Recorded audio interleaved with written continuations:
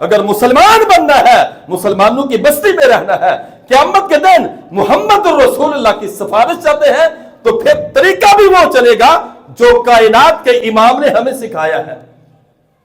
اور عبداللہ بن عباس پتہ کیا کہتے ہیں؟ کہا لوگوں جمع ہو جاؤ، لوگ جمع ہو گئے۔ امام ابن کثیر نے لکھا ہے، کہا اب مجھے ایک چادر لا کر دو۔ انہوں نے چادر لائی۔ چادر بلا کتنی بڑی تھی؟ اتنی بڑی چادر تھی کہ سر سے لے کر پاؤں تک اس چادر نے عبداللہ ابن عباس رضی اللہ عنہ کے پورے جسم کو چھپا لیا، پورے جسم کو چھپا دیا۔ وَأَبْرَزَ عَيْنَهُ الْيُسْرَى، قرآن نے یہ کہا ہے نا کہ یا ایھا النبی قل لازواجک وبناتک ونساء المؤمنین یدنین علیہن من جلبابہن،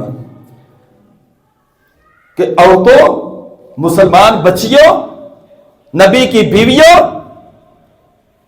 تمہیں اللہ سبحانہ و تعالی پاک دامن دیکھنا چاہتا ہے۔